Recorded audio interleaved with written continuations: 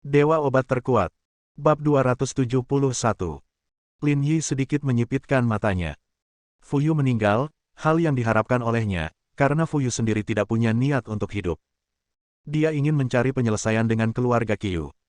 Tidak peduli siapa yang hidup atau mati, mereka semua pada akhirnya akan mati, identitas mereka telah ditentukan, dan orang-orang di belakang mereka tidak akan membiarkan mereka hidup.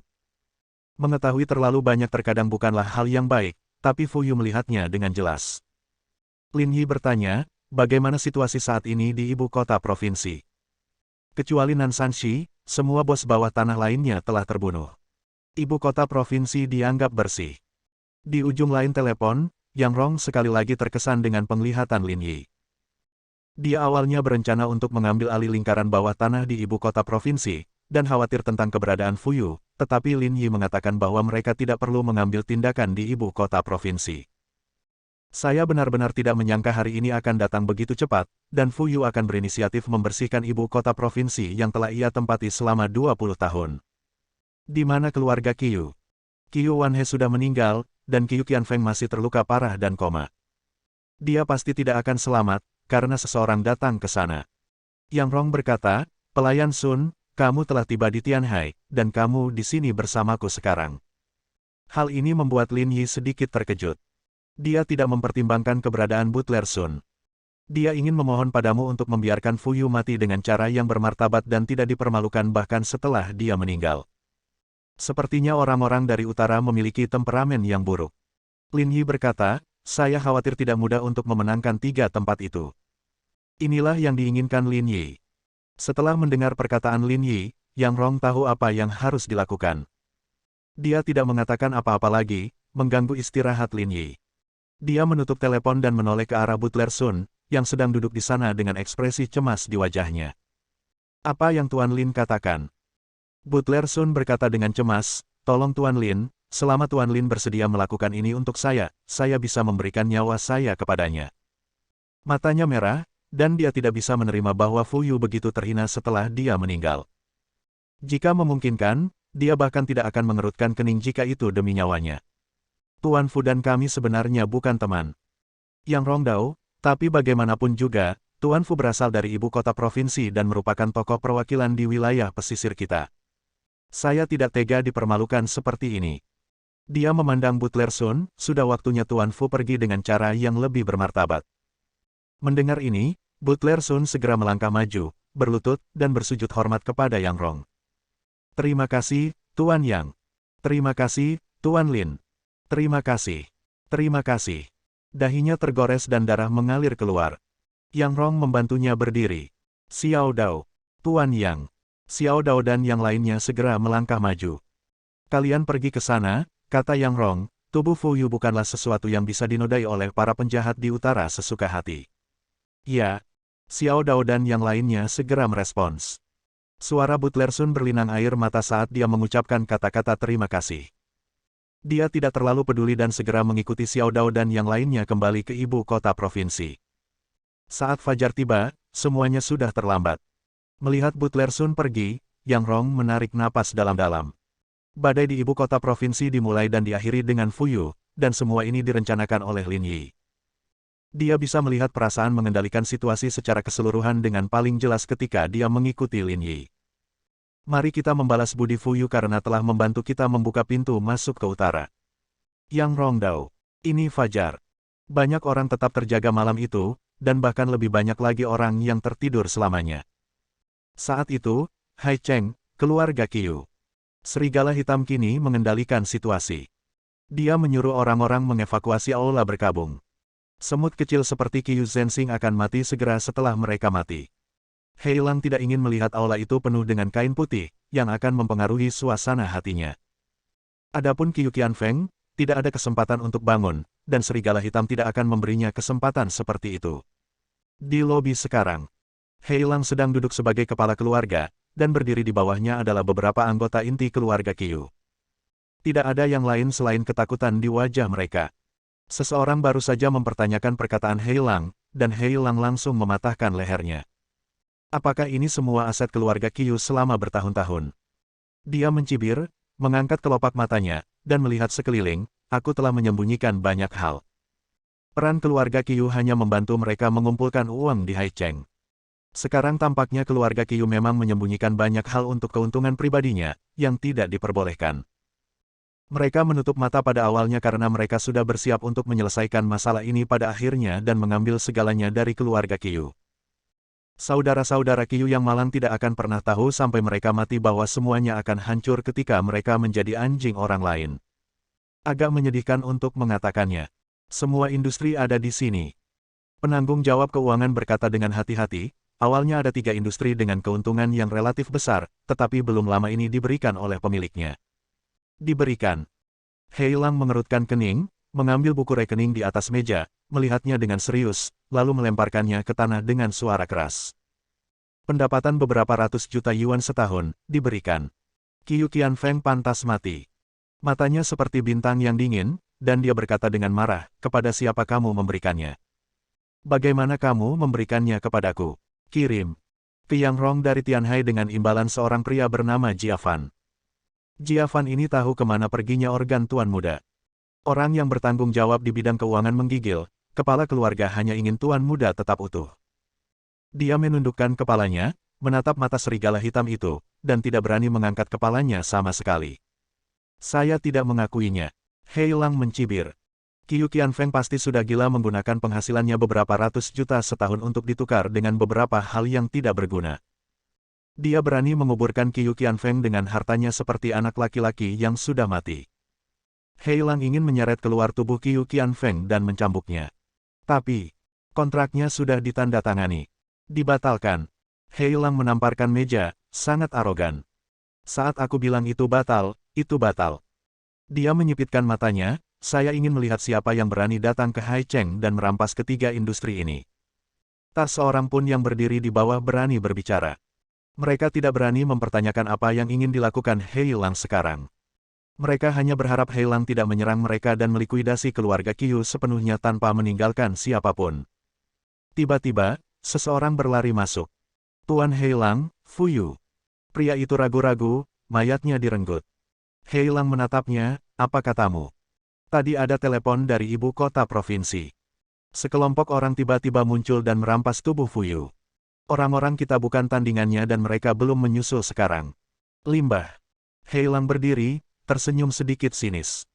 Dia ingin mempermalukan Fuyu dan ingin Fuyu mati tanpa bermartabat, tapi ada seseorang yang ingin melawannya. Sungguh sebuah keberanian. Apakah semua orang di selatan berpikiran sempit? Tahukah kamu bahwa jika seseorang datang dari utara, pilihan terbaiknya adalah menundukkan kepala dan tidak mengeksposnya? Apakah kamu sudah tahu siapa orang itu? Hei Lang bertanya, saya tidak peduli metode apa yang Anda gunakan, saya hanya ingin tubuh Fuyu, dan jika Anda tidak dapat membawanya kembali, jangan salahkan saya karena kejam. Bab 272. Dia tidak memiliki banyak kesabaran, terutama dengan orang-orang seperti keluarga Qiu. Di matanya, mereka hanyalah anjing. Jika mereka bisa menggigit orang demi dia, mereka masih layak hidup. Ya, orang-orang yang berdiri di bawah berani mengatakan apapun. Mereka telah melihat keganasan serigala hitam, dan mereka tidak berani mengatakan omong kosong lagi dan segera berbalik untuk menghadapinya. Hei Lang duduk di sana, sudah mengetahui sesuatu tentang properti keluarga Qiu. Ini semua adalah hal yang ingin dia bawa kembali ke utara, atau mencari orang baru untuk menggantikan keluarga Qiu dan mengendalikan lingkaran bawah tanah Haicheng. Bagaimanapun, panen hampir 1 miliar setahun bukanlah jumlah yang kecil bagi keluarga manapun. Jika mereka menyerah, keluarga lain akan segera menyusul. Lingkungan di utara sekarang tidak bagus. Serigala hitam berkata pada dirinya sendiri. Tidak hanya keluarga di belakangnya, tapi juga keluarga di belakang Fuyu.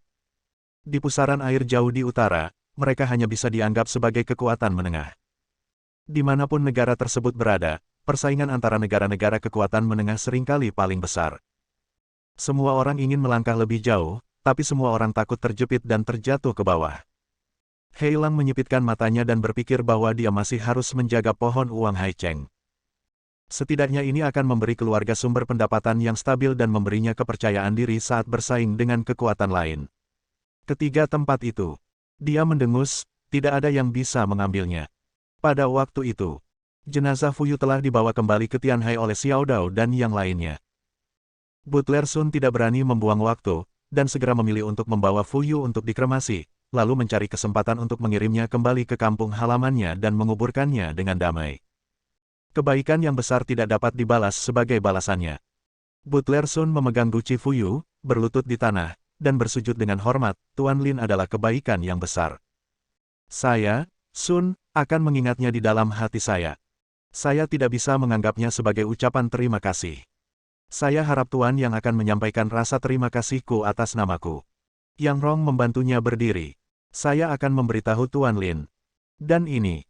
Butler Sun mengeluarkan USB flash drive dari tangannya dan menyerahkannya kepada Yang Rong dengan ekspresi serius di wajahnya. Ini adalah buku rekening master selama bertahun-tahun. Ini melibatkan keluarga besar di utara. Saya pikir Tuan Lin akan membutuhkannya. Mata Yang Rong menyipit. Benar-benar kejutan. Dia mengambilnya dengan kedua tangannya. Terima kasih, Butler Sun. Butler Sun tidak berkata apa-apa lagi, berbalik dan berterima kasih pada Xiao Dao dan yang lainnya satu persatu, lalu segera pergi dengan guci Fuyu dan menghilang ke lautan manusia. Butler Sun adalah orang yang menghargai persahabatan. Xiao Dao hanya bisa menghela nafas. Dia tahu bahwa Butler Sun telah diselamatkan oleh Fuyu lebih dari 10 tahun yang lalu dan telah menjual hidupnya kepada Fuyu sejak saat itu. Fuyu juga memberinya rasa hormat yang cukup selama bertahun-tahun. Fuyu mungkin tidak pernah menyangka bahwa orang yang mengumpulkan tubuhnya pada akhirnya adalah Butler Sun. Hanya mereka yang menghargai persahabatan yang baik. Yang Rong melihat USB flash drive di tangannya. Aku akan ke rumah Ye. Dia tidak berani menunda. Hal sepenting itu harus diserahkan kepada Lin Yi secepatnya. Dia segera pergi ke rumah Ye. Saat itu baru fajar, dan Lin Yi bangun pagi-pagi. Di lantai bawah, Liu Feifan datang lebih awal. Setelah berlatih di halaman belakang, dia pergi ke rumah untuk sarapan. Selamat pagi, Saudara Lin. Liu Feifan menyapa. Selama ini, dia berada di ibu kota provinsi, membantu Su Guoyi dan mengelola ruang medis keluarga Su, dan membantu Liu Qing pada saat yang sama. Pagi. Lin Yi mengangguk, bagaimana situasi di pihak bibimu? Kami berada di jalur yang tepat untuk mencapainya, dan Tuan Ju telah memberi kami banyak bantuan. Kata Liu Feifan. Ini semua karena kebaikan Lin Yi, jika tidak, bagaimana mungkin Ju Yifeng bersedia melakukan upaya sebesar itu? Melihat situasinya baik, Lin Yi bersenandung dan tidak bertanya lagi. Bagi Liu Qing, dia hanya menginginkan hasil, bukan prosesnya. Saudara Lin, ada banyak pergerakan di ibu kota provinsi tadi malam. Liu Feifan berhenti sejenak dan berkata, perintahnya hampir rusak. Saya khawatir hanya Nan Sanxi yang masih hidup. Tentu saja yang dia bicarakan adalah orang-orang di lingkaran bawah tanah. Gejolak tadi malam mengejutkan seluruh ibu kota provinsi. Baik itu lingkaran atas maupun bawah tanah, semua orang yang terlibat begadang sepanjang malam. Saya khawatir ini adalah pertama kalinya dalam 20 tahun terakhir hal mengerikan seperti itu terjadi. Sekarang Liu Qing sangat sibuk sehingga dia tidak punya waktu untuk memikirkan hal lain. Dia secara khusus meminta Liu Feifan untuk kembali dan berbicara dengan Lin Yi tentang situasinya. Bagus.